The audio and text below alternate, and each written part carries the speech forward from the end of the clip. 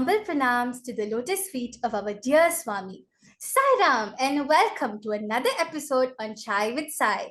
I am Bhavadarini, your host for today. On this very special day of Swami's birthday, we have two remarkable guests whose insights and experience are sure to captivate and inspire. Let us now welcome our first guest with a small introduction. A prominent figure and a member of the Prashanti Council, the former head and current honorary senior professor at the University of Malaya's Department of Parasitology, who is also the past president of the Satyasai International Organization in Malaysia. His extensive contributions include authoring 7 books on human values and Bhagwan Baba's teachings.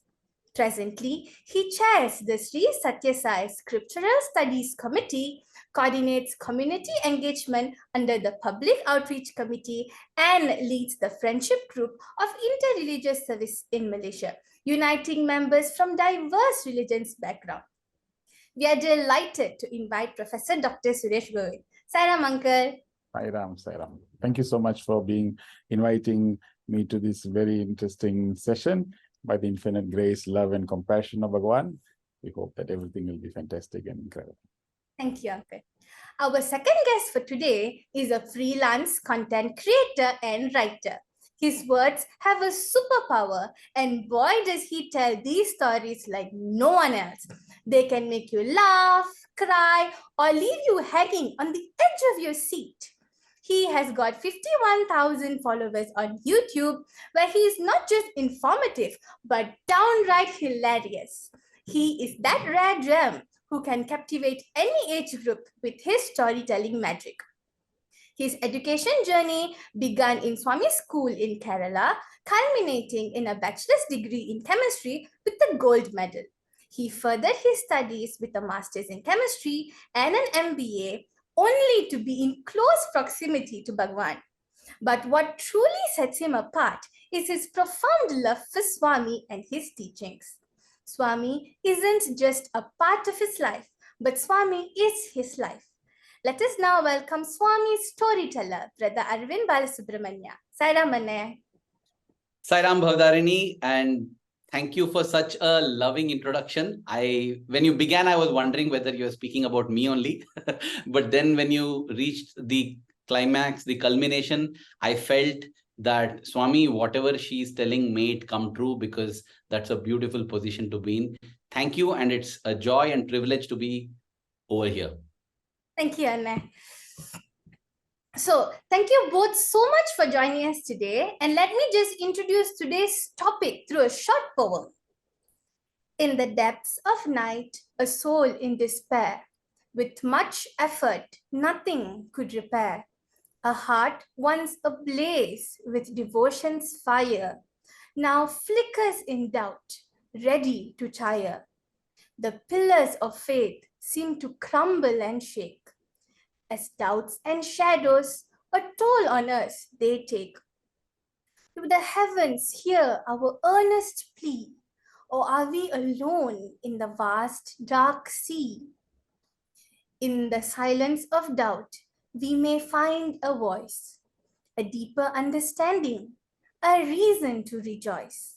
For crisis can be the birth of faith anew, a chance to find a connection that's true.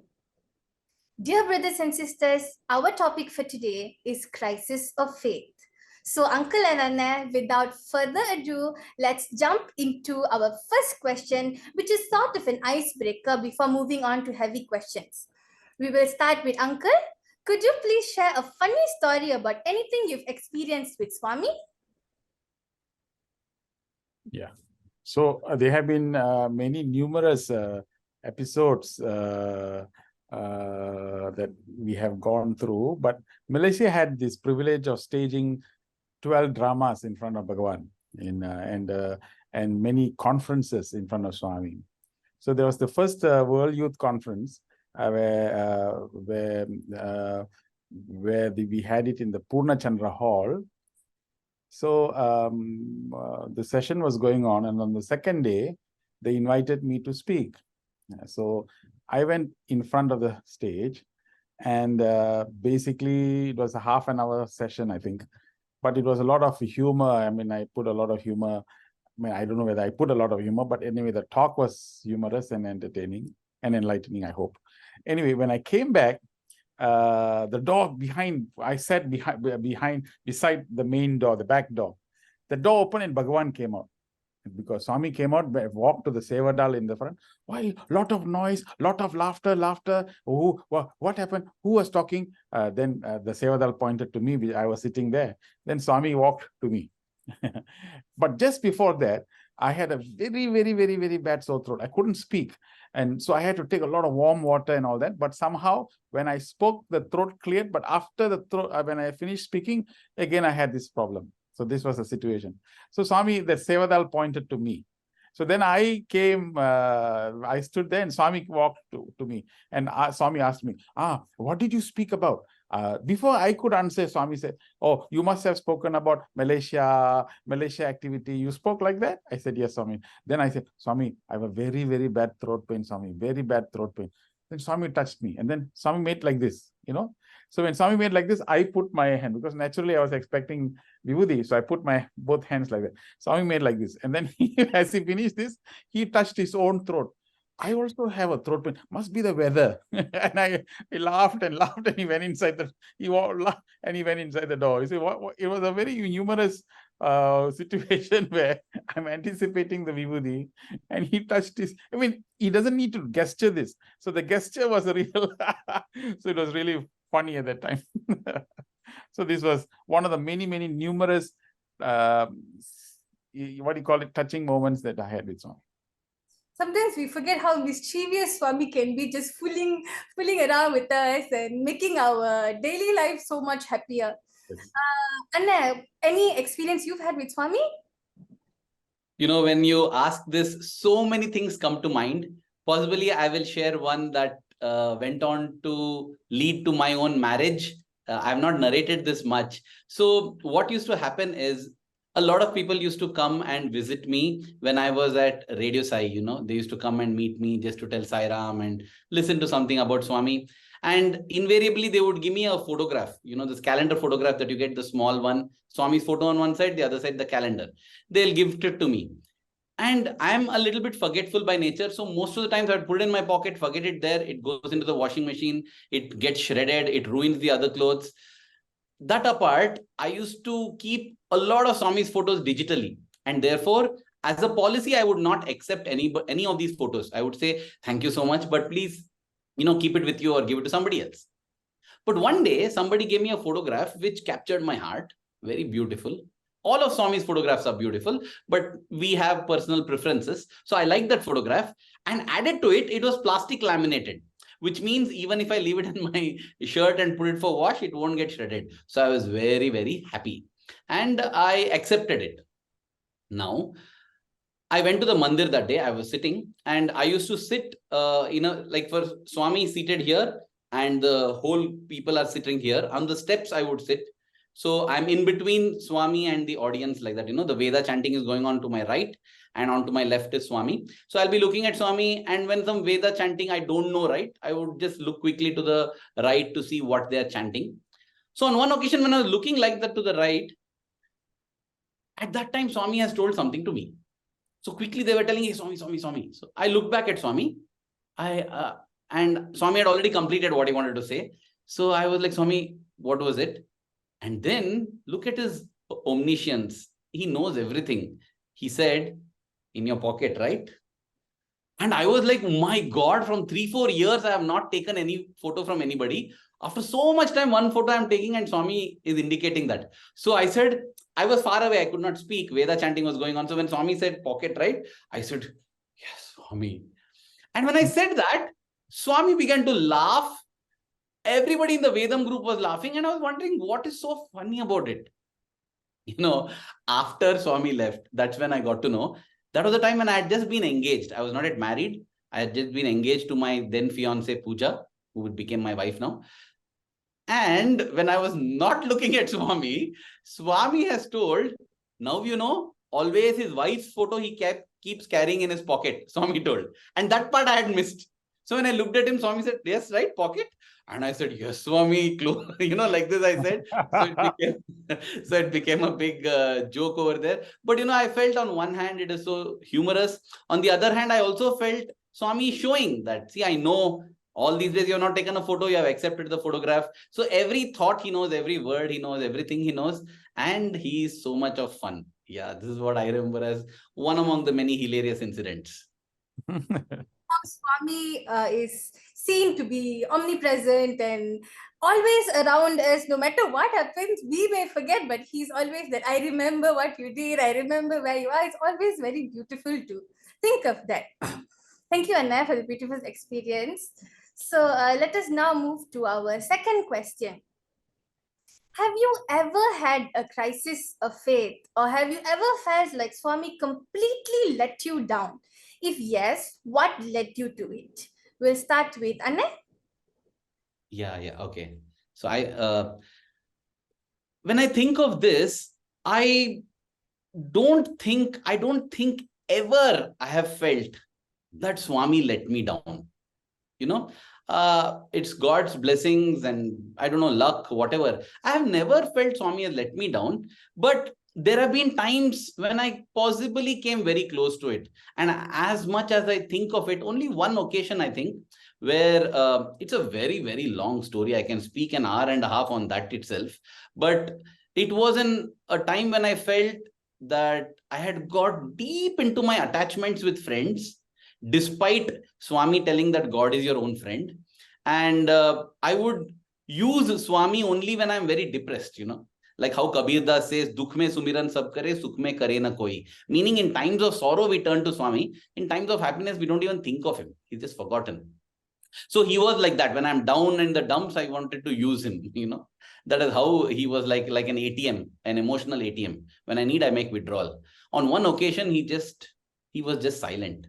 He was just silent, and it built up over months. I'm not going into all the details, but it culminated in me one day sitting in front of his photograph and shouting at him, telling that, Swami, all my life I have given for you. I want to get close to you. I'm so dedicated. I'm so loving. I'm a great devotee. You don't deserve a person like me, I think. And I shouted at him, I've given you everything. You have given me nothing. And it was a very, very brutal venting out on Swami. I vented out. I felt better. A couple of weeks after that, Swami gave me a great opportunity, actually, a big opportunity on Shankranti. Unexpected, out of the blue, he asked for me and told me to address the whole Kulwant Hall. And that was like unbelievable, because Swami was refusing even to take a letter from me, look at my face. Swami was totally ignoring me. In such scenario, calling and making me speak. And I was not ready with my talk, and I goofed up half the talk. It was really terrible. And again, at that moment, I looked at Swami. In my mind, I thought, Swami, when will you come and help me, Swami? Please help me. You speak through me. And I felt whether I can pray or not, because till now I've been asking this. He has not been responding, but he indeed responded. The speech became better after that. At the end of it, I felt so relieved that it was not a flop show. It was good. And I went and I said, thank you, Swami. In my mind, I thought, Swami, thank you that you forgave me for everything and helped me when I needed. Otherwise, I would have looked like a fool. I was not even prepared to receive this great opportunity. At that time, Swami just looked at me and said, Swami has never given you anything in life, right? Swami said. And Swami said that, I became so emotional, because what I had shouted at him a couple of weeks back in the privacy of my room, he's telling it here. I said, no, Swami, whatever I have in life, you have only given. And when I said that, Swami said, yes, remember that always. I'm always giving. And he waved his hand, materialized a gold chain and said, come, put it around my neck, patted me on my cheek and said, have love, love, love. So this was possibly the only situation in life where I thought he has let me down or he's not responding. But again, it is not like I thought he has let me down. In the back of my mind, in the bottom of my heart, I knew that Swami never lets us down. And this is one thing I want to stress here. This was something that my parents taught me. And at a young age, what we learn, we just learn it. That is why it is so important that we start early, drive slowly, reach safely in the spiritual journey. As parents, we should support, whether it's the Bal Vikas movement, the SSC movement, or the young adult, because the foundation is being laid at this time. And you see, because the foundation, thanks to my gurus, thanks to my mother mainly, my foundation has been so strong that without making efforts, I never felt Swami has let me down. I always felt, no, Swami has something else in mind, but what is it, Swami? I'm not able to understand. And what I narrated now is possibly the closest I went to thinking Swami has let me down. But I feel that is why it is so important that we set the foundation right. My foundation, because of Swami's grace and my mother's immense love, has been solid, that I don't think I've ever had a situation where I've completely believed that Swami has let me down and I have to look elsewhere for support and succor. Like you said, and as Swami said, have love, love, love. I think the only thing Swami ever expects from us is to have love for him and for everybody around us. Like he always says, love all, serve all. That is his go-to quote. I think the only thing Swami has ever asked us is to love, love, and love. Uncle, is there anything you'd like to say? I think I share the same sentiment with Arvind also. I really don't think at any one point of time in my so many decades of things. Actually, I have probably let him down, not the other way around. So in many points, whenever something happens, when you want something, when something happens, the mind says, okay, why is this happening now? Okay, what is the drama that you're going to unfold in the future? What is the new twist that you're going to bring now? So I'm anticipating something that this event, which is not so terribly pleasant, is going to lead me into something better. So that has always been. So therefore, it has never been a situation where why this has to happen, what, I know that kind of thing never happened. I never have I've never questioned like that in everything. It's been like that all the time. Because we have done so many things, in many programs, Malaysia, especially Sai organization for the last 30 years, a lot of new ventures, a lot of new programs, a lot of new exciting things that we have done, even when we were youth, many times. Many things that we have done, we have seen the Satyasai's hand, the unseen hand of Satyasai moving.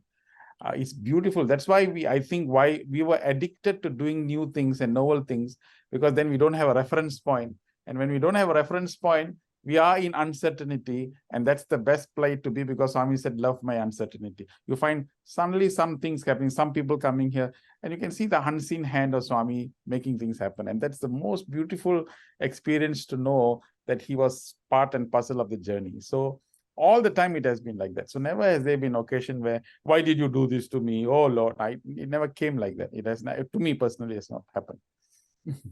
Thank you, Uncle. And when Swami says, love my uncertainty, I think we all, I'm talking about myself, but I have a lot of trouble of loving Swami's uncertainty, because I need to know everything that's happening. And when there is uncertainty, even for myself, I really think a lot. And especially when Swami is doing that, it's always like, why is Swami, you making me think so much? Just tell me what it is, or help me with something. It's very... In fact, we love his uncertainty if it's in our favor. Yeah. If it's not in our favor, we hate his uncertainty. So I feel we have to grow from hating uncertainty to accepting uncertainty to finally, as Brother Suresh Govind said, loving the uncertainty. Yes. See, many people fall into this pattern, in the sense that everything in their life has to be pattern. When talking to the youth, I realized that this is the biggest predicament the youth are having. They like to plan everything. Some people told me, oh, by this age, I must get my first million. By this age, I must get this building. I must get this. I don't know. I can't understand how these people. I said, tomorrow you may slip on your shoelace and fall and hit your head. You don't even know your name, man, for heaven's sake. We don't know. That's how vulnerable. That's why we put the Vibhuti here, to show the transience of life, which means it is already the fact that Bhagavan is teaching. In fact, in the 12 productions that we did in front of Swami, I'm telling you, first production was the most tensed one. Why? We went with a lot of plans. We made so many plans. But when we reached in Prashanti, everything that we planned went upside down. Nothing was there. Then I realized, hey, this is the secret of it. Let it go. Whatever happened. Swami, the stage is not, yes, let it be. Actors have not come. Okay. Sound system is not. But what we do is we do our very, very best. And suddenly you find on the day of the drama, everything will go according to the plan. And so beautiful. So That training is very critical. So in everything that we do, in everything that we do in our research, in my research life, everything else has always been uncertain. Even my postgraduate students, my PhD students know this. When they come to me for the proposal, they always will laugh, and many other students also will laugh, because the proposal that we write for the PhD will never be the end result. the actual proposal will go, it goes somewhere else. And I always tell them, don't listen to what we have written. This is just for the purposes of getting our sanction. But as the journey takes us, you'll find new results, new avenues, and new ways. So they all are trained to move in this orbit. And the best things come in, because when you work with the creator, the best kind of creation will be manifested. That's the way to live and enjoy your life. This is one quote I can relate to what Uncle said. I heard in Parthi. Why ask for the creation when you can ask for the creator? Yeah. I think that quote really stuck with me throughout my life. Yeah. So moving on to the next question, we'll start with Uncle. When faced with challenges, some of us have a tendency to blame God for what is happening, or even lose faith in God, especially if it is life-altering challenges. How do we hold strong belief and faith in such crucial times? So when the movie is, when you're going into the theater and watching a movie, and the movie is boring and dull and not at all exciting, we don't blame the screen. Yeah. So when we go to another theater and watch the movie exciting and thrilling, we never applaud the screen. The screen is just projecting the good movie and the bad movie.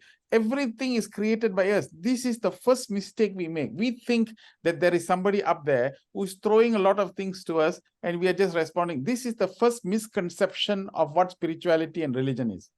Everything, I always say, everything that you are manifesting and experiencing is our own creation. We brought it from the past life.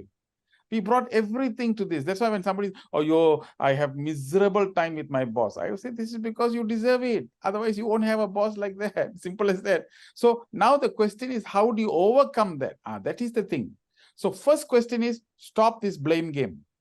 I think this is the first mistake we are making. He is not responsible. He himself said it, that I am not responsible. So everything is our own creation. Then what is God's role in this? God's role in this is to develop our strength, increase our forthrighteousness and righteousness, and act whatever questions that are put in the examination hall in the best possible manner and dedicate to God. That is the incredible connection that God has given us. But he is not responsible for the examination question. That is responsible by what subject that we are dealing with or what course we have subjected to it. That is how the examination is set. I think this is the first paradigm that we need to shift. Once you shift this paradigm, you will never put the blame on anything else, on anyone else. We have to be accountable. We have to know that we are the ones who are the makers of, Swami said, we are the makers of the chain that bind us. That's all. That's what Swami said. Thank you. Anna, anything you'd like to add about this?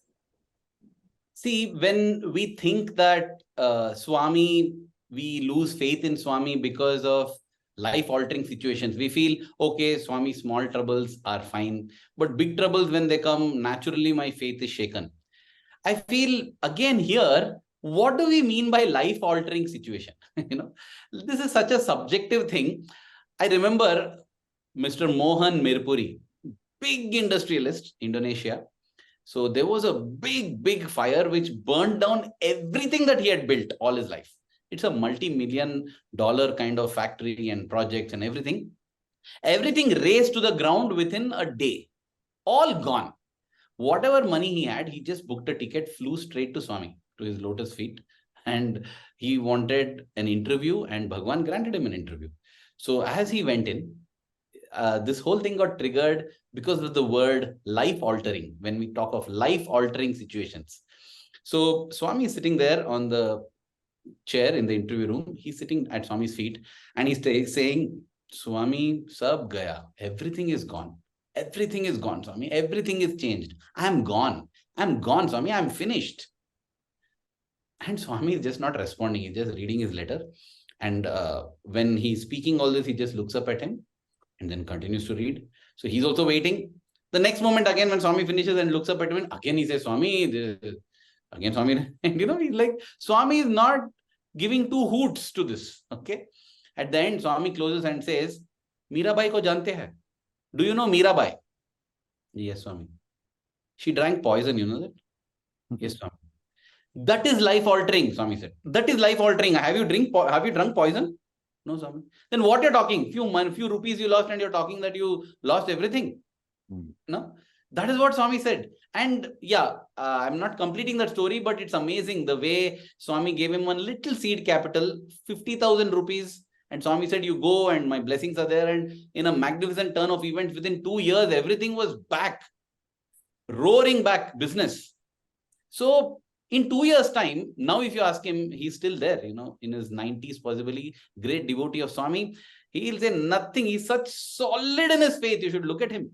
Even now he's there in Indonesia. But when we say life altering, what do we mean life altering? You know, Mr. Mohan Mirpuri, he's the one who even later on got the opportunity to construct the Mirpuri College of Music. This concept of life altering, no, when we are in 10th standard, we feel 10th standard board exam, life altering it is. Swami, if I fail in one exam, what are you doing, Swami? We don't even realize that exam means nothing even 2 years down the line. What we think as life altering means nothing 5 years later. I was recently watching a Netflix documentary called, it's called Life on Our Planet. It shows the story of life, of planet Earth and life, starting from 4 billion years ago. 4 billion years ago, life started. We as human beings have not been here even for 20,000 years. We are not even a blip, not even 1 second in a day of the universe. That small. And you know, we have ruled the earth for maybe 3,000 years, 4,000 years. They were the dinosaurs that ruled the earth for 150 million years. 150 million years. And then a meteorite struck the earth and it was the size of Greenland. Therefore, where it struck, it was like a nuclear holocaust. All those dinosaurs died. And then the debris that flew out into space was pulled back by Earth's gravity. It was like a literal rain of fire.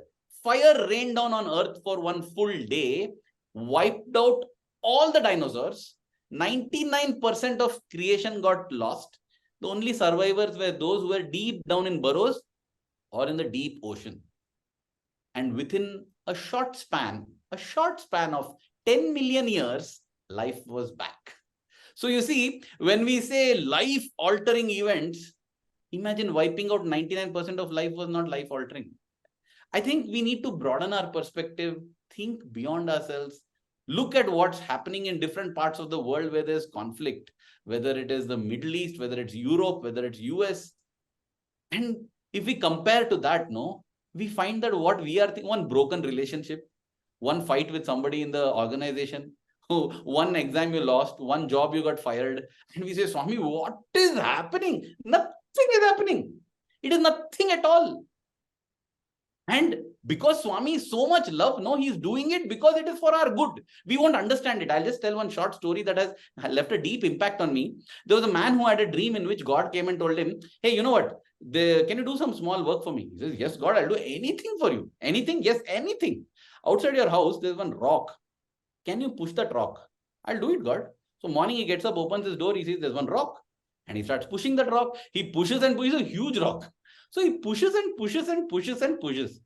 Days turn to weeks, weeks to month, month to almost a year. And that damn rock hasn't budged even 1 inch. And the devil comes and tells him, what are you doing, man? You fool. Just go and enjoy. No, why are you trying to push the rock? You can't move that rock. Just enjoy. Don't listen to God. But this man had the good sense to ask God, God, what is this? Why are you being unfair? I'm pushing and pushing. The rock has not moved. And God says, what did I tell you to do? You told me to push the rock. Then what's your problem? The problem is, God, that rock is not moving. And God says, I told you to push the rock. Did I tell you to move it? I can move it. I don't want you to move it. I want you to only push it. Because my idea is not to move the rock. My idea is to build your biceps, to build your calf muscles, to build your triceps. Look how powerful you are. That is why I told you to push the rock, not to move it. Here, I can move it very easily when I want. I didn't want you to move the rock, my dear. I wanted you to push it. All these difficulties, trials, tribulations, life-altering events, as we call, are rocks that God sends our way because he is building us physically, mentally, spiritually. And I think when we have this perspective clear, a larger perspective, a perspective bigger than me and my body, we will be grateful. I'm reminded of what Helen Keller, born blind and deaf, because of which she couldn't learn to speak.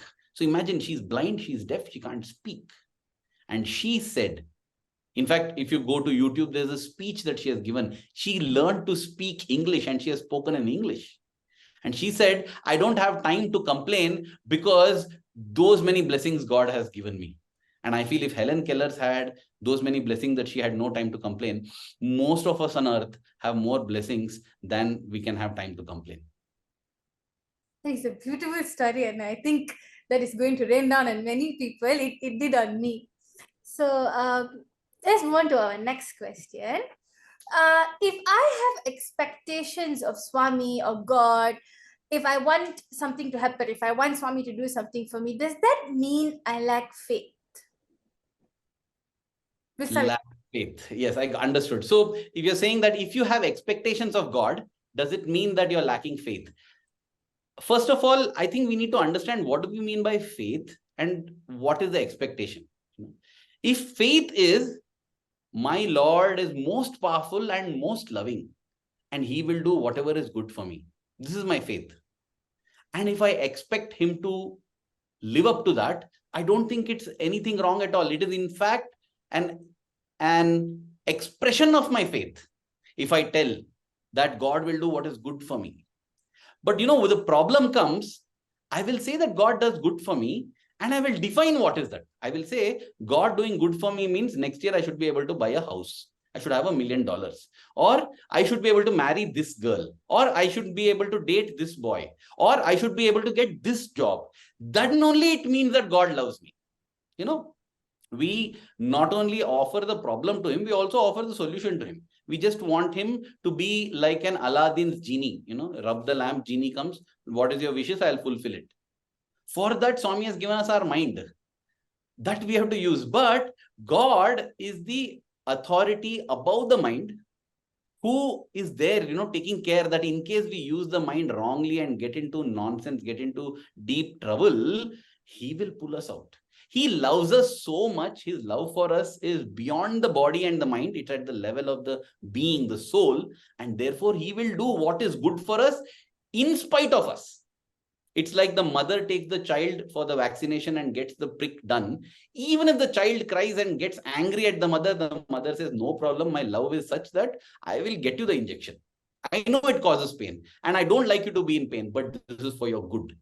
That is how God does. And so if by faith, I mean complete assurance that God is most good, God is most powerful, and he'll always do good to me. If that is faith, if that is the definition of faith, and the definition of expectation is that God will live up to my faith, then I think absolutely nothing. On the other hand, expectation will reinforce the faith. When times of difficulties come and everything seems to be going down, I will know that no. This is not the end, because everything will be good. God loves me so much, everything will be good. And if everything is not good, then this is not the end. This is not the end yet. Picture baki hai, they tell in Hindi. That there is a movie still left. Don't worry, this is just interval. It is going to become better. So if the definition of faith and expectation is what I have said, then expectation will only reinforce our faith and give us hope to hold on. Thank you, Anna. That was beautiful. Uncle? Yeah. So maybe I just, it's also comprehensive and complete. But maybe one thing that I just want to say is that it's like this. How you know you have faith in God? One point. How you know your faith? It's only one. The faith, the moment you have faith, the expression of that faith is confidence. Because that's why Swami said faith, the developing of faith is confidence. So when you have confidence, then what will happen? I won't have doubts. Number 2, I won't have worry. Number 3, I won't have anxiety. Number 4, I will have a balanced mind. These are the qualities of having faith. So we must not equate faith to only one thing, that whenever I want something, then I get it. It's not like that.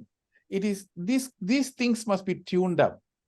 They realize in the making of the mind or the making of the man, we need to tune up our personality. Why? Because we have got so many traits that is coming now from the animal consciousness, plant consciousness, is all here. So we are here to cleanse this whole thing. And the purpose of the Satyasai organization is to raise the level of consciousness to the divine. So we are all part and parcel of this to improve ourselves. So the technology is that I got to look up and I have to have faith. So once I have faith, I know there is someone there who I believe it will definitely be, as what Arvind said, look after, be like a mother and all that. But the expression of that is that I have my faith and confidence. This is the same reason when the baby is now crawling, Amma is telling, come darling, you can come darling, please come. So the baby starts walking. Now the baby pushes the legs down on the ground, stands up, and is only looking at the eyes of the mother. And he knows that whatever it is, the mother will catch him. So based upon that confidence, he puts his first leg forward, isn't it? So this is what is basically what faith is. You need to develop that confidence that you will be caught and you will never be drowned. It might get wet, but they will never allow you to get drowned. So that kind of feeling gives you a sense of self-confidence. It's only when that self-confidence comes in that Baba said it goes to self-satisfaction, self-sacrifice, and then self-realize. So those are all processes. But the first point is itself we are beginning to become weak. How you know, like yesterday only I was talking to somebody, the person came to my house and was talking about her problems and all that. So I was saying that I kept on listening. So I asked one question, you don't have faith in God? Oh, I have faith in God. However, I see, the point is, okay, so you stop. However, oh, I have faith in God. But you see, these two statements is what you must erase. You have faith in God, then the rest of the story won't come in. The fact is coming in is because the mind is slowly going back again to your respective problem and making you weak. You don't have the notion that he will be there to help you. So first quality you must develop is confidence, and the expression is what? Expression is what? Happiness. All the time, everywhere, I must, in whichever circumstances, I know I can do it. This is what Satyasai life is all about. I'm telling you, this is the definition of Satyasai's life. If you are a Sai Baba devotee and on this birthday, Bhagavan Baba's birthday, since this podcast is being developed, we are devotees of a guru and now devotees of the avatar, he said what? My mission in life is my first mission is, I have a task, my task is to spread Ananda. His task is to spread Ananda. So if your task is to spread Ananda, then how can I help you to spread Ananda? By first having this Ananda and bliss myself. How can I do that? By developing confidence. How do I know I have confidence? Hey, from this moment, after listening to this podcast, I am telling you, whatever happened in this life, I'm not going to be worried. Number two, whatever others do, I'm going to be always happy. Number three, my happiness is not determined by the world outside. The moment I have these three statements inside, my friend, we are now a different breed of individuals. We are not passive beggars in the temple asking. Never. We are people. That is what spiritual people should be. Highly motivated, greatly energized, and always looking for opportunities to give. When such a stature comes into us, my God, we are a power to reckon with. In any place, in workplace, in office place, everywhere, we will be a power.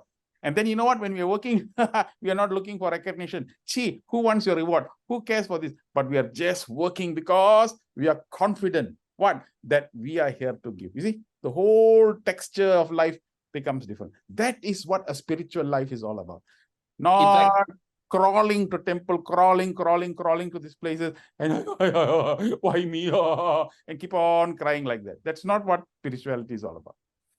You know what Brother Suresh Govind said, it just inspired. I remembered a story. So true what you said. There was once a beggar who kept begging all his life, kept asking, give me something I need for my livelihood. I have nothing, and this is what it is. And Swami would often tell in his discourses, don't be a beggar, become bigger. He would always say this. And I used to think it's a dialogue, nice dialogue, beggar, bigger. What Swami means by saying bigger is stop identifying yourself with your body and your mind. Know that you are that indomitable spirit within. And the story goes that when this beggar died, they wherever he used to beg, they decided to dig a spot there and bury him. And when they dug 10 feet there, they found that there was a lot of treasure buried. So this beggar was standing on a treasure all his life and kept begging from people. And so Swami says, we are all like that. Instead of begging, if we start digging, and digging where? Within, not outside. Stop begging, start digging, we will discover. And that is what is self-confidence. People think faith and self-confidence are opposite. No. Faith is confidence in the God who is outside. And confidence is the faith in the God who is within. Swami would say, take a balloon and blow air. There is air inside the balloon, air outside the balloon. Same air only. But because there is a balloon, we define it as air in the balloon, air outside the balloon. So too, God is there outside and within. Because there is a balloon of this body, we feel it is different, but it's the same. So because we call it air in the balloon and air outside the balloon, we call air outside the balloon as faith, air inside the balloon as self-confidence. And exactly what Arvind said, now you can link up to your subject, crisis of faith. Remember, the whole subject is crisis of faith. So now the question is, test your confidence, not test your faith, test your confidence. The other dialogue. So do things, you cannot sit in the room and then imagine there's no wind. You must open the window or you come out of the house, you can feel the wind of Swami's grace. But if you're not willing to participate, you're not willing to exercise, you're not willing to come to the forefront, then how can that exercise confident muscles develop? It don't develop. It's like going to, if I go to the gym in the tracks and the treadmill and put flowers, Om treadmill namaha, Om treadmill namaha, Om treadmill namaha, Om treadmill namaha, and keep on chanting 108 times. And then I'm coming to God, my biceps muscles have not developed, my triceps muscles have. How can it develop? You didn't walk on the treadmill. We have not done any exercise on the treadmill.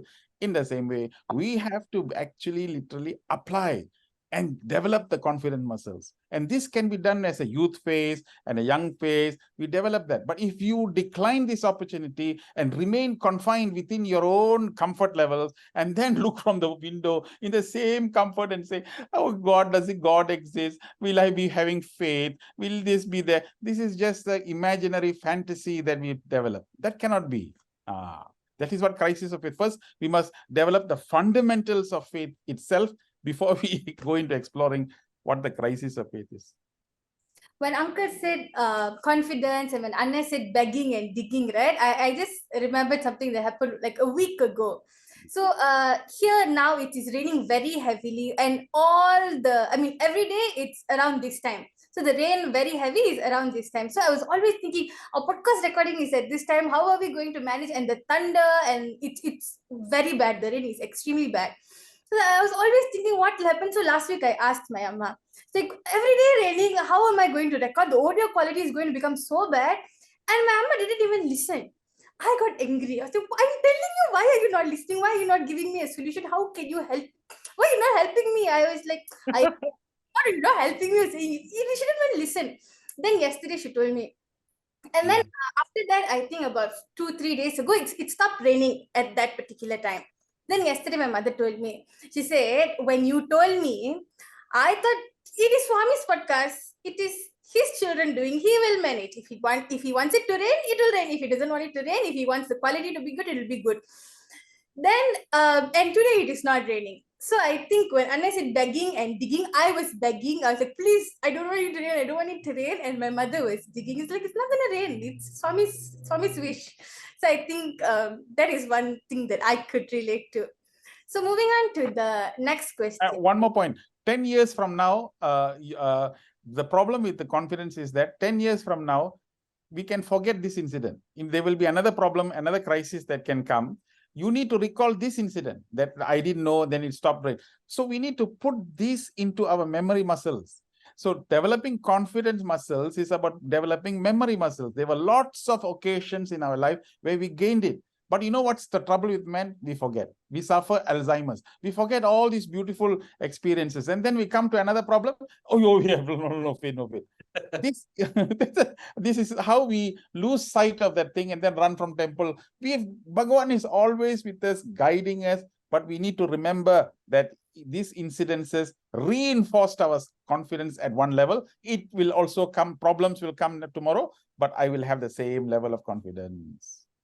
And we put in our efforts. See, if I know that it's going to rain, I'll try to put some curtains, put some additional light so that the room is soundproof and the curtain can absorb the sound. I will do. Despite that, if it gets bad, it's okay. Like, that's why they say, do your best, God will do the rest. But we want to take rest and we want God to do the best. That will not happen. So we have to do our best. That is there. I put in all efforts to ensure setup, everything is done. Now after this, okay, left to God. So we put in our best efforts, and then, so that part is the confidence part, putting efforts, and the faith part is then leaving it to God part. Yeah. Putting the effort in is something most of us don't want to do, or most of us are tired or lazy to do. It's like, let Swami take care. I think that is something many people would want to learn. Yeah, but Baba substantiates that, whenever we are lazy and complacent, Swami said, yeah, yes, you want my grace. One thing is, grace is proportional to effort. Finish, full stop. So now you're sitting here, you want God to help, that is God's grace.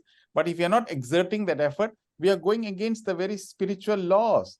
Swami said only grace. Swami said at one time, hey, hello, when was it? Monsoon showers. Baba mentions this, that I created the fire, I created the flame, I created the wind, all these are there. But when the lamp is lit, the wind is blowing. Don't come and tell me Swami, the wind has blown, the flame has been extinguished. You should at least take the effort to put a glass or some block to block the very wind that I created so that the flame continues to exist. Both I created, but you must take that effort to do that. But if we are sitting down quietly and not doing anything else, how then this faith and other aspects can be developed in a human being? It doesn't happen. Baba explains that so beautifully and so nicely. In everything, it is his creation, But what effort we take to do is our effort. And that is directly proportional to grace. Now, watch this. This is, okay, using these two formulas, that's why I concluded. Why we became very active in the youth is because when you are 20, 25, you got your family life, you got your office life, you got this life, that life, so many things. And you're not able to sacrifice for Swami because we got our commitments. But I can sacrifice at the age of 60 or 65. At this point, I can, because everything is settled, all is settled. All right. Now I evaluated that. The effort that I'm doing at the age of 20 something and the effort I'm doing at the same 60 some, same effort, but you know where the grace is going to be maximum? At the point when I cannot commit. I cannot do this. I got so many things, and yet I tear away from all these things and commit. That is called sacrifice. And only such self-sacrifice I will get realized. So I weighed all these things properly. I understood. If I put a calculation, a simple calculation, oh teacher, okay, if I do this, if I do that, by this side I can get more grace. So this is why when we were youth itself, we sacrificed so much time, energy, effort, but anyway, it was fun. But many things took place at that point of time in our youthful life is simply because chances of getting grace is phenomenal. That's why we don't waste the time. A lot of youth, I will finish my course, I will finish this, I will finish that, and then slowly come back. By the time we get married, produce a few children, where will we have ever time? But when we have that opportunity, just dive and do this, you're getting effort, grace. That is what that gives you the effort. And with that effort, confidence starts developing. Then you don't have to worry. Then it's an autopilot. Anytime any problems comes, you always have the feeling God will be there. God will be. It's an autopilot. I don't have to have worry and anxiety and all those kind of stuff. So let's move on to the next question. When talking about faith, Swami said that faith comes first and then only experience. But how do we develop faith when we are yearning to experience him first? We want proof. We want proof that Swami is there. Swami is going to do something for us before having faith. But how do we have the faith even before we have any proof? We'll start with Uncle. Okay. So for me, when you tell that question, what flashes into me is Hiranyakashipu's story.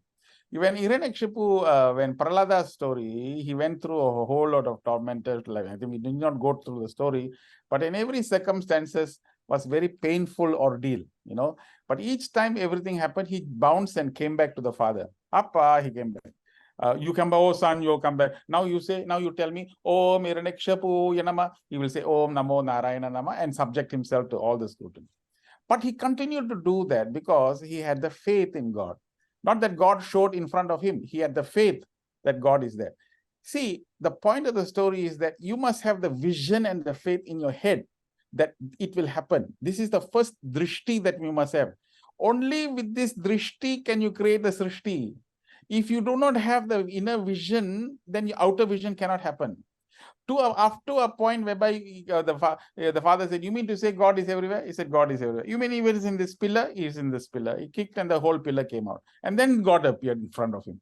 So in everything also, for example, when you're writing a research proposal or you're writing everything else, you must have a clear idea that this is going to be a reality. It will happen. Or in fact, that's how you do sales target, for example. Can you get a $500,000 target?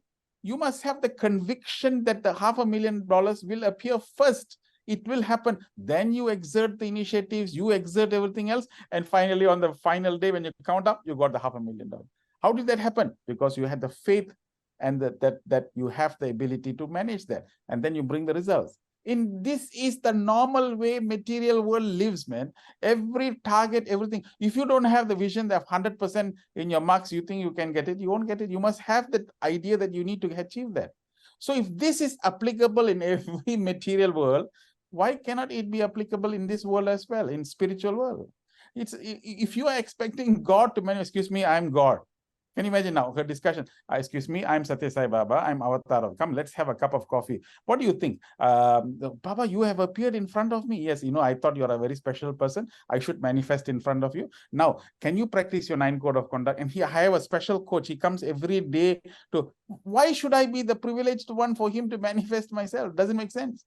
I must be the one who exerts effort to such an extent that he thinks that he should manifest, and he manifests. And in fact, this is the truth. In the story, Sabari's story is a great example. Sabari's story where he had patience, she had steadfastness, she had concentration. Even when she saw Sri Rama, finally, at the end of the day, she didn't know who Sri Rama was. The dialogue is, who are you? He says, I'm Sri Rama. My God, I'm spending my entire life waiting for you. And so that point of the story is that when you're so much having that faith, God manifests in front of you. This is the truth. This is the ultimate truth. Therefore, faith is the inner intelligence that makes you see the unseen and makes you move towards experiencing the unseen. It is at that point of time, the vapor condenses and becomes water, and water will become ice. And ice you can see. But this ice that you see is coming from the unseen vapor. You must have the faith that that vapor can become ice. Yeah. Uncle said Sabari's story from Ramayana was one of the most, one of the stories that summarizes this whole question. Like, she was waiting for Rama, and when Rama comes, she didn't know it was Rama, but that faith, that yearning of just wants to see him, she just wants to give everything she's got, is what made Rama come to her. But the point is, don't forget, she's doing that for what? Because the teacher said, her guru who's going to pass away said, wait here until Sri Rama comes. So what does it mean? Implicit obedience to the guru. At this point, because my guru said to me, I waited. Did he jump around for other gurus? Did he go for guru shopping and guru hopping? How is that guru? Is that good guru? He didn't do that. He didn't hop around, shop around and look for other gurus or jump into other organization and jump here and jump. They didn't do that. My point, my dear friends, those who are listening, you must understand this truth. Stay where you are. Your very purity and intentions will bring the guru to you, will bring God to you. You don't need to run everywhere. Look at the story of Urmila. Urmila, she sacrificed Lakshmana. 14 years sacrifice. And then Sri Rama went around her bed in the night to worshipping her because of the sacrifice. These are all stories. These are benchmark stories to demonstrate. To demonstrate what? That if we have utmost faith and steadfastness and purity of intention, we don't need to run anywhere. The guru and the teachers and the gods will come and look for us. But develop this purity of intention. With how? With faith. See, this is the secret of how to do it. Anne?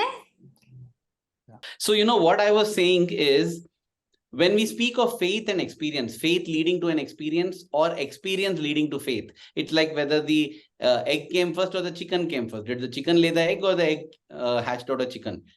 This is how I also used to think, but that is not the case. That is not the case. You know, in order to identify an experience as an experience, okay, you need faith. For instance, we have seen the video of Swami materializing Vibhuti from the pot, right? Empty pot. Wow, what a miracle, we say. For those who don't have faith, they say, what a fake, some trick is there. What is it? We don't know. We don't understand what the trick is, but it's a trick. They're convinced that it's a trick. And for us, we are convinced it's a miracle. What is making it a miracle? What is making it a trick? It is not the act itself. It is not the experience. The experience is the same, right? But for me to feel that to be a miracle, my faith is needed. When that faith is not there, they don't feel it's a miracle. So the very fact that we want an experience requires us to have faith. When I was in undergraduate, I had this doubt that Swami, experience if people have, automatically faith will come. So why don't you give one experience or one miracle to everybody who comes to you? One miracle free. That's enough marketing. This is what I thought. And that day, I found one book. I opened that book randomly. It was called Len Chimble's Dream. Len Chimble's Dream. And it had one cartoon of one man sleeping and some question he's asking, dear God, like that. So I was intrigued and I randomly opened. It was not having pictures inside. It was a printed book. The picture was only on the front cover. When I opened it, randomly, the question there, it's about a man called Len Chimble who is dreaming, and in his dream, he talks to God. So his conversation, he has written, Len and God, Len and God. There he's telling God, why don't you give a miracle to everybody and everybody will become your devotees? Now, when I saw that, I had goosebumps. Why? Because this is precisely what I asked my God 1 hour back. And here I am getting this. Now, when I have faith, no, this is an experience for me. This is a miracle. If I don't have faith, no, a coincidence. So many people have written about faith. By chance, there is a probability 1 in 1,000 that it may happen. This time it happened. That's all. It's a jackpot, lottery. Without faith, such a magnificent experience becomes nothing. Without faith, Lingodbhavam, magnificent, Vibhuti Abhishekam, magnificent, becomes nothing. Anyway, I proceeded to read that. So God says, yeah, Len, I also want the whole world to believe in me and benefit from me. So tell me what I should do. He says, God, do one miracle, one stupendous, magnificent, huge miracle. God says, yeah, tell me what is that miracle you tell me, I'll do. He says, you know what? Morning when they get up, the whole sky and the ocean, everything should be purple in color. God says, Len, that will not work. Why? Sometime back, like you only, one more fellow had come and told me, and then I asked him what to do. He told, make the whole ocean and sky blue. I made it like that. But now you have got some explanation, you have got something. You don't feel it's miraculous.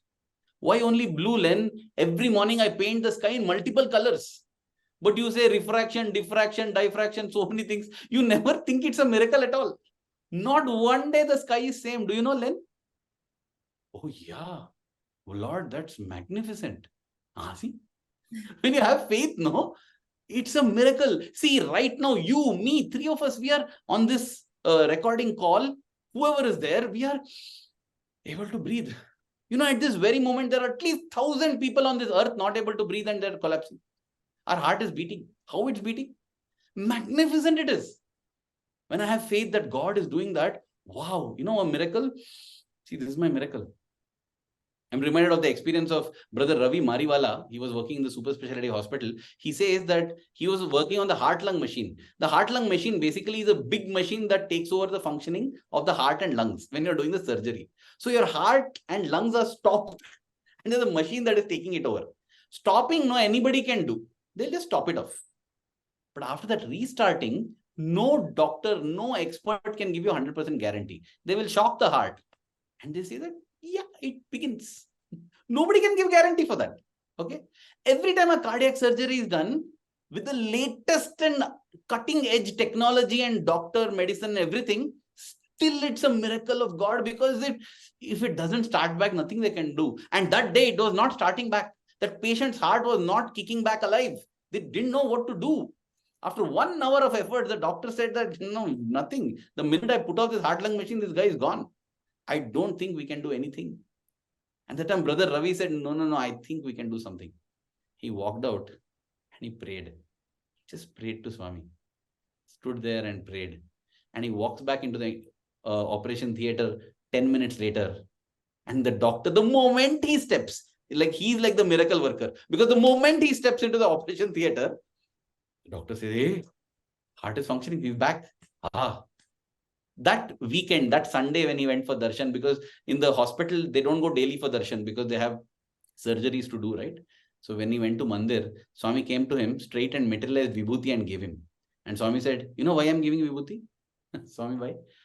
Because that day you prayed for the patient, no? That's why. Swami indicated that he knew what had happened. So you see, heart beating we take for granted. Breathing we take for granted. But when we are aware of God within, no? Every morning I wake up, it's a miracle. So when you say that I need an experience, then I'll get faith. The point is, without faith, you won't get experience. It is not whether hen came first or chicken came first. A hen came first or egg came first. It is whether you will learn swimming or you'll jump into water first. How much ever you may see videos and get theory, till you jump into water, you won't learn swimming. Just jump in. How can I jump in? I don't know swimming. But how will you learn swimming if you don't jump in? Like that it is. How can I get an experience if I don't have faith?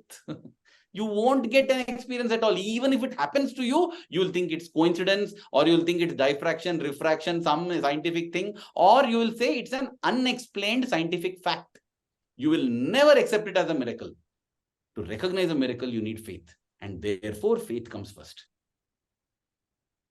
Thank you, Anna. It was such an elaborate explanation on such a simple thing. We all need proof. We all need to see before we have faith. But when there is faith, is when there is an experience. Moving on to the next question, we'll start with Anna. Many young teenagers don't believe in things that cannot be scientifically proven. Immaculate conception, as mentioned in the Bible with Jesus and Swami, seems impossible from a scientific point of view. So relying on a book written a long time ago might not be the best source of scientific facts. Is it wrong for me to question my religious beliefs because of this? See, questioning is something that is encouraged in science. Questioning is something that's encouraged in spirituality as well. In fact, it is said in a spiritual pursuit, there's nothing like a wrong question. There might be a wrong answer, but there's never a wrong question. Questioning is encouraged always. But the question that you ask, whether spiritual things, belief, faith in God, they are not scientific. Immaculate conception in that is mentioned in the Bible, it's not scientifically possible. This is not scientifically possible. You can't materialize gold out of thin air. It's scientifically not possible. Therefore, it's a trick. I think the attitude there matters in questioning. If the attitude is, I know everything, you are faking it, that's a stupid and wrong attitude to have, because just a few decades, few centuries before, we firmly believed that the earth was the center of the universe. All sun, planets went around it. And anybody, in fact, the person who first said that the sun is the center of the solar system and earth goes around, he was hanged. How can you talk such nonsense like that? No, that is how scientific we are. Some more years before, we were convinced that the earth is flat. And anybody who said anything earth is round, we hung them. So now we think we are very advanced, we know everything. In fact, 1900, when 1900 year dawned, the top physicists in the world said, now nobody needs to take physics as their specialization, because everything that is there to be discovered, we have already discovered. No need to take physics anymore. And then came a problem that confounded them. They had proved light to be, they were considering whether light is a particle or a wave. And they had proved comprehensively light is a wave. And then Therefore, they said, now that everything is proved, there are no mysteries of the universe left at all. Even as they said this, a problem came. I won't go into the science part of it because many may not understand or many may already know. But they came to an experiment where light as a wave was not able to explain that thing at all. And Albert Einstein came up with his photoelectric effect and explained it. Won the Nobel Prize for that, by the way. And what was the explanation? He proved that life is a particle. Not life, light is a particle. And that's why the photoelectric effect is happening. They said, hey, wait. You're telling light is a particle. Then how you're explaining this, man? Tell this. And Einstein said, that's because light is a wave. He said, how? Light is a particle or a wave? Decide. He said, see, I'll tell you, in this experiment, light is a particle. In this experiment, light is a wave. Then how? He said, see, when theory and experience clashes, go with the experience, not with your theory. Because your theory will change it. And today we have accepted not just light, we have accepted that everything in the universe is dual nature. It's a particle as well as a wave. That's our understanding as of now. So therefore, when you tell scientifically, I feel it is nonsense, it is bullshit. Because it is so far, so much more. Swami would say, science is one half of the circle. Where science ends, spirituality begins. Where's the other half? I'll take one simple example for the so-called scientific fellows. I want to ask anybody, how on earth do you know that you're your father's son or your father's daughter? How do you know? Your proof is simply because your mother told. You have faith in your mother, faith. Then somebody will tell, no need of faith. Have a proof. What is the proof? My birth certificate. Birth certificate. How can you trust? That means you're trusting the doctor who gave the birth certificate or the issuing authority. You have faith there. How do you know you didn't mess it up? Sunil Gavaskar, the great Indian cricketer, when he was born, at birth, he had a small mark on his ear, which they considered as inauspicious. But after the first bath, the babies, right, are kept. The uncle noticed that that mark is missing. That hole is not there. Hey, this is not the baby, they said. And they found that Sunil Gavaskar, he has recorded it in his autobiography, had been placed next to a fisherwoman. He says, if not for that, which is so-called bad luck, it turned out good luck for me, because if without that, instead of scoring runs for India, I would have been catching fishes. So why I'm telling you this is, they make mistakes. Doctors also can make mistakes. So how can you have faith in your birth certificate? Then you'll tell, no, scientific. What is scientific? I'll do paternity testing. What is paternity testing? I'll take my blood, I'll take my father's blood, I'll put it in a machine, and green light comes means I'm the child. If red light comes means I'm not the child. Oh, is that so? How do you know that that machine is working? How are you not sure that behind it just two wires? You have faith in that machine. Okay, no, I'm the scientist. I work for this company. I only built that machine. Okay, you built the machine, but it is working on some biochemical principles, right? How do you know that that principle is correct? Because the fellow who discovered it got the Nobel Prize. You'll simply have faith in him. Somewhere you have to begin with faith. Otherwise, you can't even accept your own father as your father. Instead of that, there's another method. Just accept him as your father. And then your experience in life will show that he is indeed your father. That's all. So too, when you say you're being scientific, we are not at all scientific. Maths also, we are taught, we just accept it. We don't question everything. We don't question it.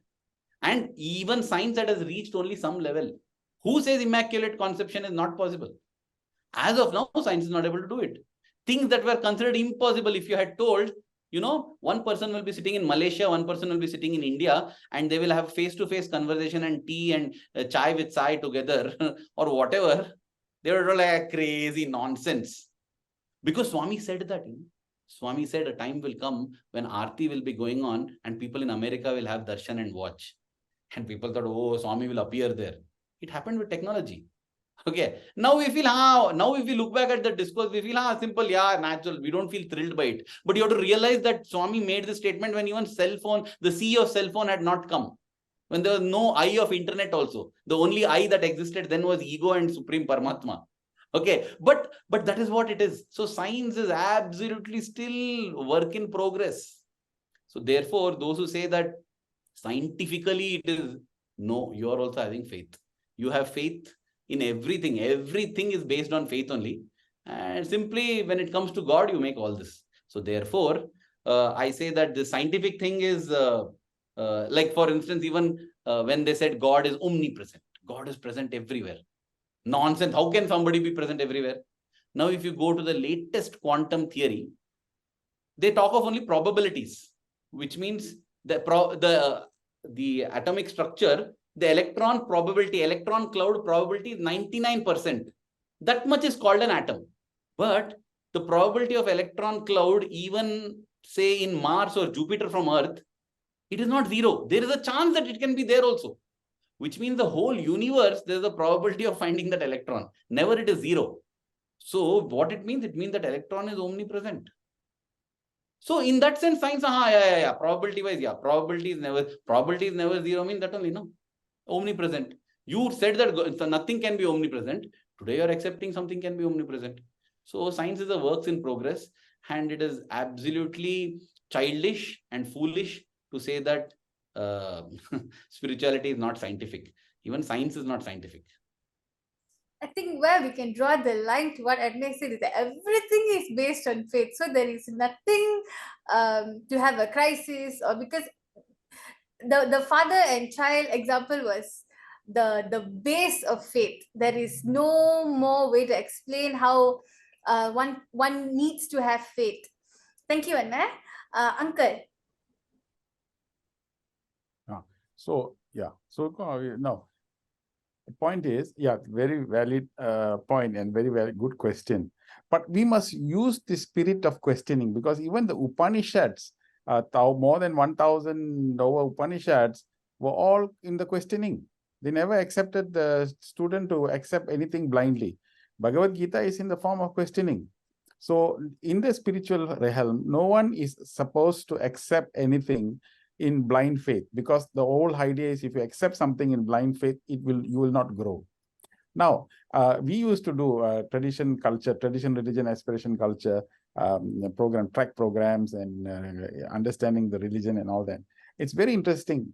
If you question even a temple structure, the idea is don't accept. For example, if you go to a temple or go to anywhere, everything that is laid out there systematically has got a science.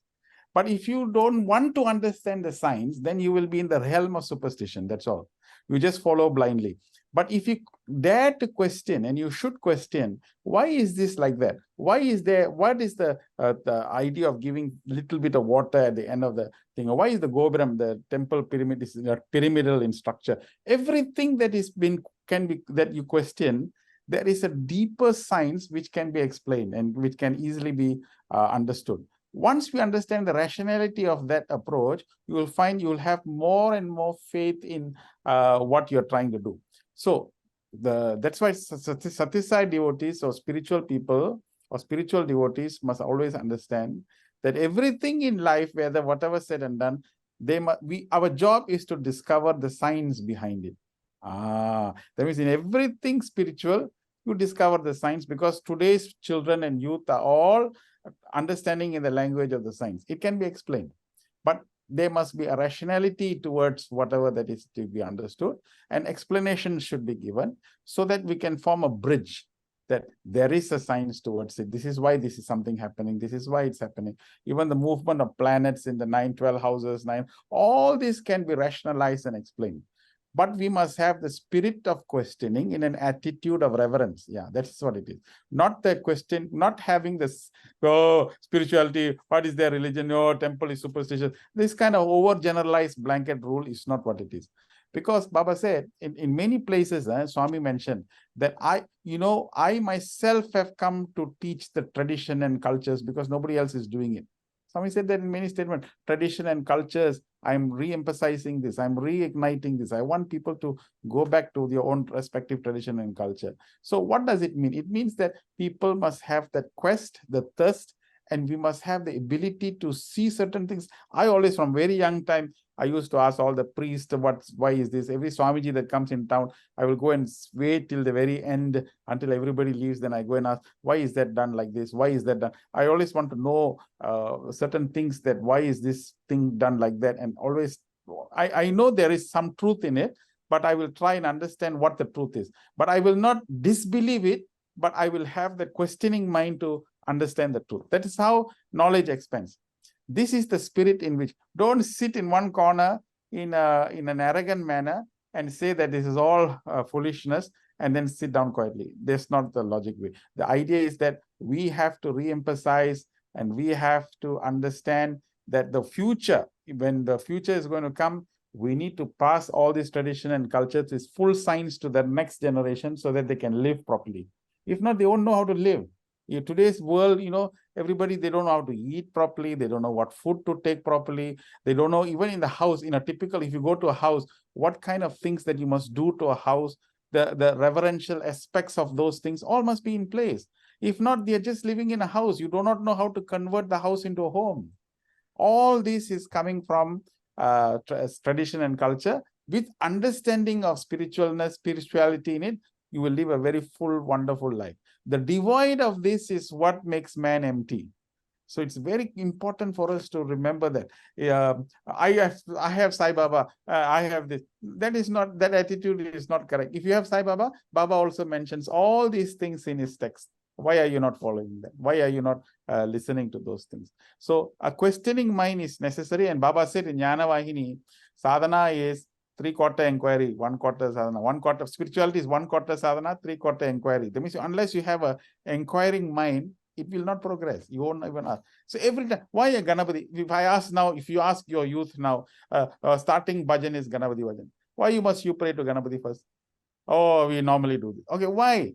Oh, this is how traditionally we follow. Why? Because he's Adi Guru, he's Moola Guru, this Guru, that Guru, and all these complications will be put inside. Ask anybody and see whether what is the spirituality and science behind that. Why do you need to start with Om Ganapati? Oh, because even when you sing Shiva, you sing Ganapati first, isn't it? Shiva temple also you have Ganapati. Why?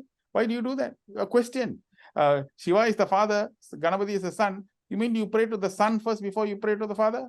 What nonsense spiritual religion, and all that. If you have that kind of attitude, then you won't progress. But there is a science behind it. Everything, there is an element of science. So, my friends, the point of spirituality is understand that everything is systematically, analytically can be explained. Even the most profound things can be explained. In the Toe of Physics, the author says that is a fantastic book in physics. So, as I watched, I saw atoms and molecules dancing in the sky. I saw all the atoms and molecules dancing in the sky. In a flash, I understood that this must be the dance of Shiva. Wow, power man. Who's writing this? A physicist. So where physics ends, metaphysics starts, So this is what the whole subject is. That's why spirituality is the least boring subject. The more and more you go inside, the more and more interesting it becomes. When you understand the spirit behind any ritual, it becomes spiritual. Yeah, that's it. And spiritual is the difference between ritual and spiritual is the 3 letters, SPI. So whatever Swami's purpose and intention, add it to ritual, it becomes spiritual. Yeah. Like, I think now disbelief and questioning is 2 different things that people usually mix up. I don't want to believe, but questioning is I would need to learn something to believe. Yeah. I think that is what many youths now have. Some of them are in disbelief and some of them are in questioning, and they don't know how to interrelate both of these things. I hope this helps many youths. It's just about the mind, Bhavadarini. It's about open mind versus closed mind. Questioning is an open mind versus disbelief is a closed mind. You've already decided and you're just trying to find reasons to reinforce your belief. Yeah. Whereas questioning is ask. Yeah. Very true, Anna. Very true. Okay, moving on to our last question of our discussion. Now we've been discussing of what we can do to avoid a crisis or to overcome it. But what does Swami do to help us during a time of crisis? We'll start with Anna. Sure. When you ask me, what does Swami do when we are in a crisis? Like till now, we say that we should have faith, we should hold on, we should do this, but what does Swami do? I'll share an analogy and try to explain what I think this is. Imagine your child is playing a video game, and while playing the game, either it falls or loses a life or something happens, right? And the child is so affected. Oh, mom, I died. Dad, I died. You disturbed me, dad, and I died. Where you died? And imagine if the child is crying like that, what will I tell the child? Will I teach the child to play that video game better? Or will I tell the child that, hey, listen, it's only for entertainment. Play. You are not dead. You are very much alive. Nothing happened. If it gets over, you can play again. There's no, this is what I will do, right? I will try to teach this. Swami gives one beautiful Chinnakatha, one small story. He says, there was a village headman, okay? And all the children of the village were putting up the Ramayana drama. Now, the village headman's son got the role of Ravana. As per the story, what happens? Ravana has to get killed by Rama. That is the story. But the village headman said, but the village headman's son felt very sad. He said, oh, I'm dying off. I'm dying. Rama, I'm not the hero. I'm the villain and I'm dying. He went and complained to his father. So the village headman came and said, can we change the script? Can Ravana kill Rama? This is no, not possible. He said, no, I want it. I'm the headman. I am deciding it. Now, is that a right headman or a wrong headman? If it's a proper father, what will he tell? He will tell, son, don't worry, you're not a villain. You are not the villain. You are just an actor. Rama is also not hero. He is just an actor. Just for the drama it is. Nothing. This doesn't mean that you are bad. It doesn't mean that he is good. Correct? Am I making sense? Whether it's a video game or a drama, I will not change the game. I will not change the drama. I will just teach my child that, listen, this is a game. This is a drama. Don't pay importance to it. You are beyond that. That is what I will do. And that is what I feel Swami does to help. Who is Swami? Who is Satya Sai? In his own discourse, Swami once said, I'll just read it out. He said, Naham manushyo nachadeva yaksho, na brahma kshatri, naham manushyo nachadeva yaksho, na brahmana kshatriya vaishya shudra, na brahmachari na grihi vana bhikshu, aham satya bodhaka. Swami says, I am not a man, I'm not a god, I'm not a demigod, I'm not a brahman, I'm not a kshatriya, vaishya, shudra, I'm none of these things, nothing. Aham satya bodhaka. I am the teacher of truth. I have just come to teach you the truth. And what is the truth? Swami again says in one discourse, 75th birthday in the birthday week, not 75th birthday, 1975, 50th birthday, in the birthday week discourse, Swami says, there is only one language, language of the heart, only one religion, religion of love, only one caste, caste of humanity, only one God. He is omnipresent. He is Satya Sai. And everybody applauds. And Swami says, you're applauding because you think Satya Sai is this 5-foot figure here. No. Satya Sai is Satya Sai, one who rests on truth. Shai means sleeping on truth. Satya Sai, one who rests on truth, is Satya Sai. Truth. What is this truth? And Swami explains the truth is that the same God is in everyone. Swami says this is the only truth. And Swami says the sole purpose of Satya Sai organization is to share this truth, that there is the same divinity in all. That's all there is need to know. And if Satya Sai organization does anything else other than this, it is not. Because Satya Sai is Satya Shai. So, coming back, when you say, what does God do in crisis? God's role is to teach us the truth. To teach us that this, what you think is, life-altering, as we discussed. It's not life-altering. What you think is so huge, no, it is only for the body. You are Nainam chindyanti shastrani, nainam dahati pavakaha. Neither can weapons pierce you, nor can fire burn you, nor wind dry you, nor water wet you, because you are the immortal Atma. So, Swami, out of infinite compassion and complete love, true love for us, instead of giving, as they say, don't give a hungry man fish, teach him how to fish. Or don't give hungry man bread, teach him how to grow crops, because then he will not go hungry throughout his life. So too, Swami wants to give us a permanent solution. So how does Swami help during a crisis? He helps us by taking us closer to the truth, closer to our truth, teaching us. It's not as if, you see, when Rama came and left, Krishna came and left, it's not like the adharma has stopped in the world. They said, yada yada hi dharmasya glanir bhavati bharata. Whenever dharma declines, I will come and uplift. But you know what happened? After Rama came and went, Treta Yuga became Dwapara Yuga. One step lower in dharma. After then Krishna came and left, Dwapara Yuga became Kali Yuga, even worse. Dharma seems to be declining. Then what, God, what are you doing? No. I am teaching the truth. What is the biggest dharma God comes to resurrect? Prema dharma. Love for God. And we see how much love for Krishna is there today. It's more than any other time in history. Even during Krishna's time, people didn't love Krishna as much they love him today. Because that is what Krishna Avatar did.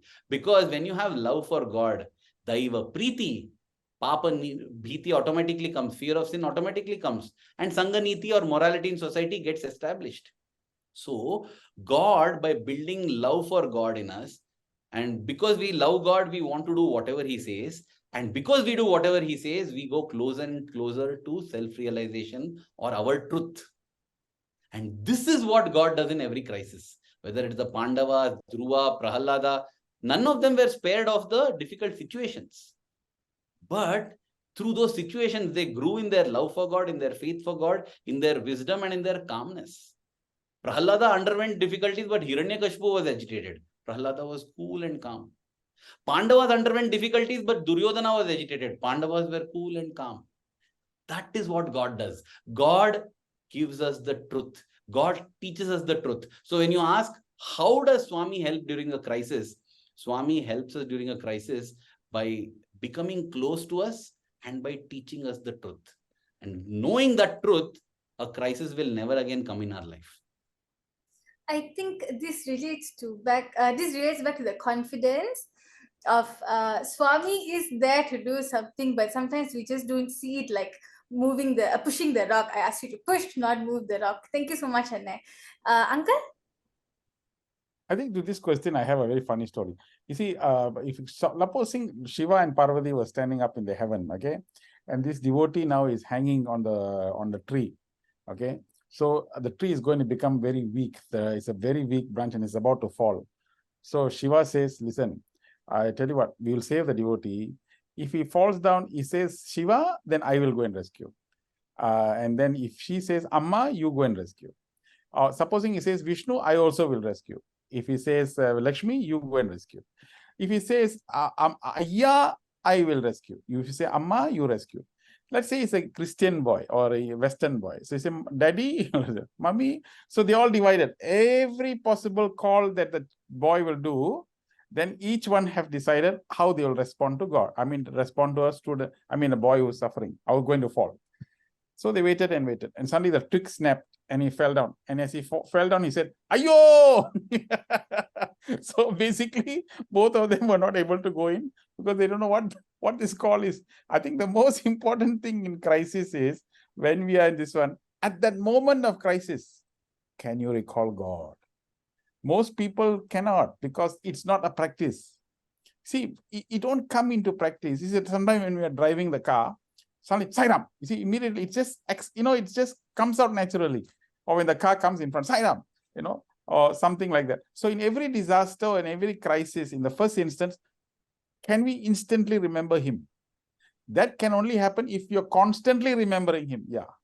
So in the night, for example, if the lights all are off and there's nobody there and no current, nothing is happening, and suddenly one thief enters the house and you got your handphone, so you can't see, but because you know the number of your closest friend, you dial that number, isn't it?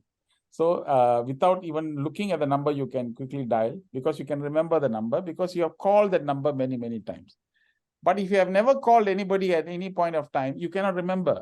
In the same way, if in the times of non-crisis period, if you're continuously remembering him, thinking about him, doing work for him, that's why for the best way to do this problem is don't worry about everything else. Focus on God's mission. Just from today onwards, you come to your realization that you're born for a mission, born for a purpose. Swami's mission in this world, I will help to do. I want to be like the Hanuman. Make a resolution like this. On Swami's birthday, make firm resolutions like this. The moment you have decided to be his devotee and his seva dal and his task force member, then we are always doing his work. When we are continuously doing his work, for whom? For him, then automatically whenever we are in crisis, we don't really need to struggle to remember. It'll come naturally. It'll be part of us. Once we are connected in that manner, you find that you don't really need to worry what God should do, because God will do what he should do, provided we are continuously in connection with him. Which is why in every stage we are encouraging young people all the time, just be participating, come together, come forward, be part of it, because we don't know what we are going to get in our life. In fact, we don't know what is the luggage that we have brought from previous lives, by the way. We don't know what, because so many things we have brought back. We are not just previous lives, so many lives we don't know what we have. Who knows, there should be an accident somewhere. Who knows, something must happen. But luckily, that I remember Arvind's story when he mentions that he tells Swami tells them to take the food basket for the Sevadal to distribute the food. And why he does that is because I'm giving you the opportunity, in case next time when there is a crisis or when there's a problem, I can remember that you served food or served my devotees at this point. I will use this to withdraw the grace from this. So like that, we must accumulate all these opportunities to develop the grace, so that in crisis, I need not worry whether God responds to me. I only must remember that in my times of trouble or in times of everywhere, am I connected to him? That's all. The rest, whether God respond, don't respond, that is his problem. But I should know how to respond, and I should know how to connect. This connectivity is the single most important point to retain stability. Why? Because in problem, business can fail. Yeah, when you're doing business, business can fail and you can go mad, Sometimes in crisis, husband and wife can have big problems. Separation can take place. Okay, do you have the sensibility and sanity to remain in that particular thing? Oh, what will people say? How will people think? So many people go through hell, go through hell when they experience all these problems. But when we are continuously with Swami, when the problem comes, we must have a buffer to keep our sanity and sensibility, so that we go through the problem, but we are not affected by it. That particular is what is called grace. Swami said in one discourse, my grace is like morphine. Baba said, my grace is like morphine. The morphine means when an operation is going on, when I take the morphine, I don't feel that I'm being operated on. So in other words, it's a nice, beautiful way of saying that in every problem, it's like an operation, but my grace is like morphine. So we now must take the time and the trouble to earn as much grace as possible, to make sure that we continuously remember him at all times, not just in times of crisis, so that we remain connected throughout, to have mental peace and happiness, so that the mind is equipped to move, firstly to transform to a better individual, and then finally to transcend, to reach our inner bliss. In conclusion, I just want to say that when we ask, what does God do in times of our trouble, whether it's times of trouble or times of happiness, whether we ask for it or don't ask for it, God is always doing asatoma satgamaya, moving us from asat or untruth to truth.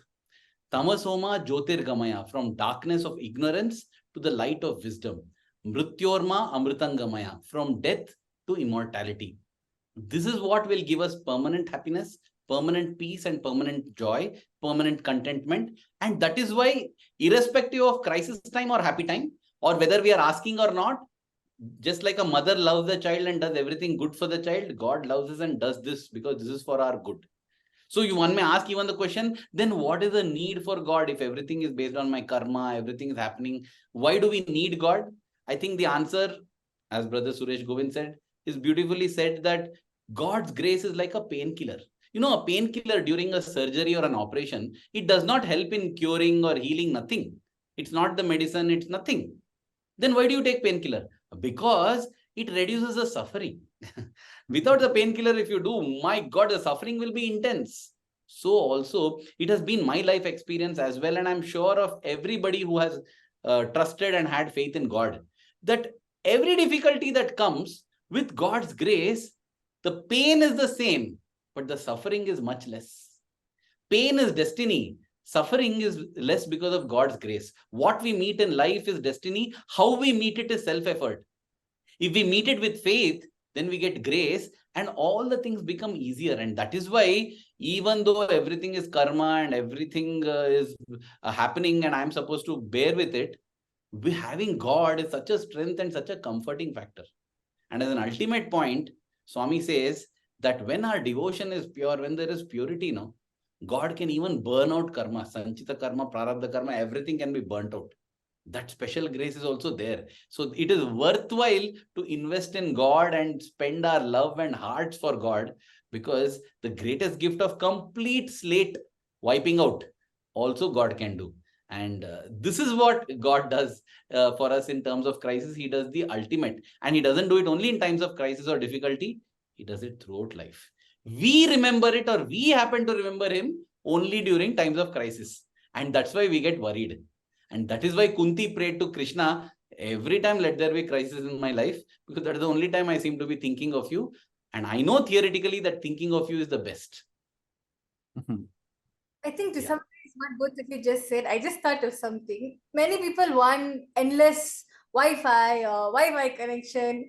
I think what we all need is endless sci-fi connection. So, is there anything both of you would like to add or say to everybody who's watching or listening, Anna and Uncle? I just want to say something. I just think that everybody has listened so many times to so many things. So today, 1.5 hours, you'll be listening to this. So what will happen? Immediately after, very nice, very good talk. Swami is so bad, you ha ha ha ho, ho, ho, and all that, and everything Sai Ram. Then they'll call you also. Wow, sister, very nicely done. Oh, beautiful and all. Okay. Now, I think the point, it has come to a point. I'm now with a lot of feeling and emotion, I'm saying, the world is going through a whole load of turmoil now with crisis, the Israel thing crisis. There's so a lot of things happening in this world. We have a social responsibility, number one. We have an obligation and commitment that we have come to this level of consciousness. It is now, we must now act. Number one, you have to form resolutions. After listening to 1.5 hours now, you must now close the thing and say, what is it? What is my weakness now?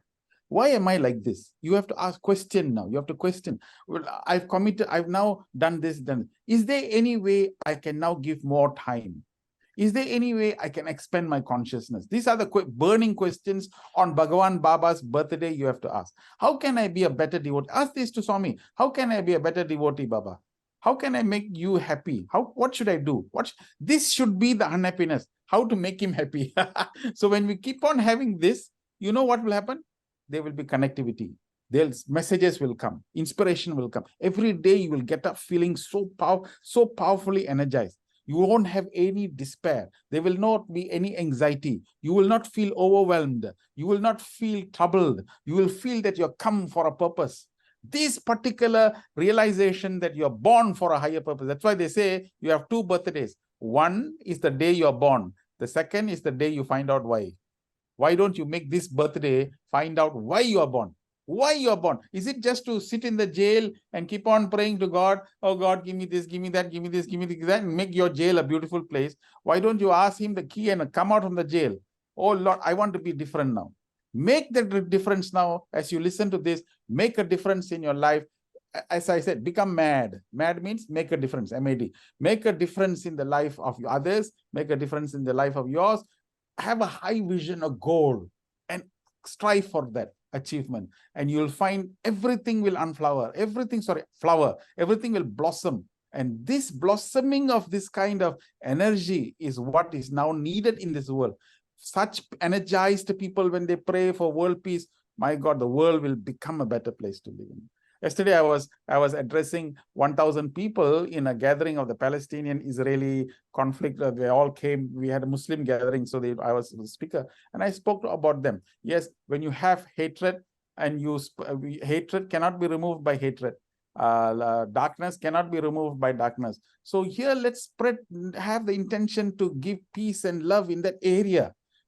If you are going to pray with hate inside the heart, it will not happen.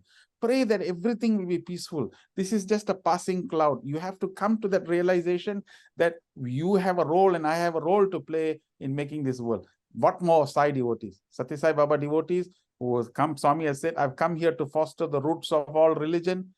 Everyone, youth, youngster, people, Balvikas, children, parents, Sai fraternity, the whole organization, you must have that real feeling that I am here to make this world a better place by first making sure that I attain a higher and higher level of consciousness and peace and happiness, and making sure I serve my family, my society and community, but become mission oriented. That's what it is.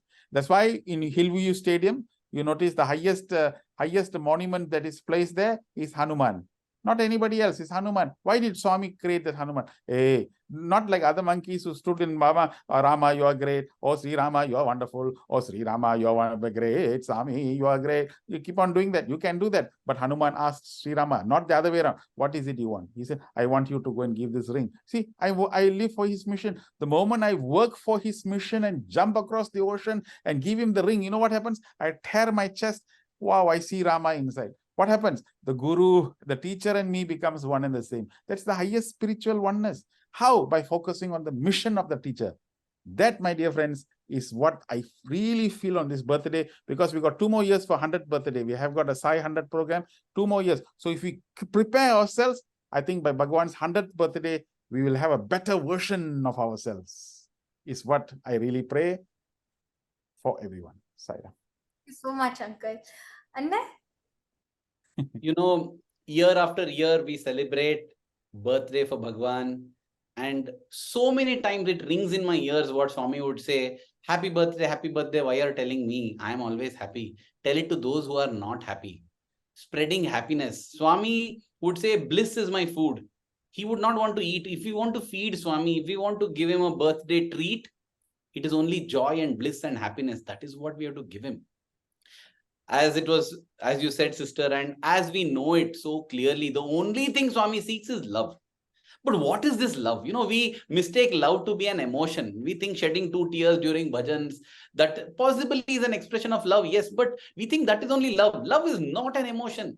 Because if love is an emotion that we get to somebody whom we meet, how can I love somebody whom I have never seen? This is a question we are often asked. I have never seen Swami. I have come very late to Swami. How can I love somebody? But yet people love Krishna, right? People love Rama. Why? Because what is meant by love? On one occasion, Swami was walking. He was walking and passing by the students, and they were all saying, you know, Dilo ki dhadkan tum ho sai, humko tumse pyar kitna, how much we love you, Swami, and all that. Swami then said, students, they don't love Swami. They like Swami. You know, you like ice cream, you like some dosa, you like pasta, you like a beach, you like a mountain, like that. You like Swami also. What is meant by love? What is the difference between like and love? Swami said, if you love Swami, you will practice his teachings. And then Swami said, if you practice Swami's teachings, you will love Swami. Both ways it holds good. If you love Swami, you will practice Swami's teachings. If you practice Swami's teachings, you will start loving Swami. So to those who say that, oh, I'm not feeling love for Swami, how can I feel love for Swami? I have never met Swami only. I have not seen him only. Start practicing his teachings. You will get love for Swami. And for those who say, I love Swami so much, do you? Are you practicing his teachings? Are we doing what he is saying? Either way it works. If we love Swami, the proof is in action. It is good to have satsang. It is good to listen, good to feel inspired. But it should not just go away like that. It has to translate into action. We have to give up our time, our energy, our resources, everything to achieve Swami, achieve God. That sacrifice is necessary. Na karmana na prajaya dhanena tyage naike amrutatva manushu. Swami would say, only through sacrifice can you achieve it. We need to start sacrificing. And we will realize that it is not a sacrifice, because what we are getting in return is far, far, far greater than what we are sacrificing. On the birthday, yes, we should make a resolution. What is the time, energy, resources that I am going to start spending wisely for the thing that ultimately matters in life? Everything else, at best, is a distraction, if not a waste of time, energy, and resources. So we should make a plan and start putting it into action. Derive the joy ourselves. Swami would say, you have to eat the food yourself to feel the energy and taste and the enjoyment. You can listen to the menu. If somebody comes and tells idli, vada, pongal, dosa, you will not get the taste. You can get the menu, but we need to. So I really pray to Swami that we get the strength, we get the wisdom to love him more and more. And to love him means to put into action what he has taught. Swami, let us put into action, give us the strength, the resolve to start working for Sai, because working for Sai means working for our own redemption. No? Thank you. Please, Swami, grant us this prayer. Let this be Swami's birthday gift to us and our birthday gift to Swami. don't think there is anything more to say. So with that thought, we can conclude our podcast for today. Thank you so much, Anna and Uncle, for joining us and enlightening all of us. I learned a lot today, and I hope our viewers did as well. Thank you so much, dear viewers, for watching. And till the next episode of Chai with Sai, this is Bhavadarani signing off. Thank you and Jai Sai Ram. Jai Sai Ram. Sai Ram, Sai Ram.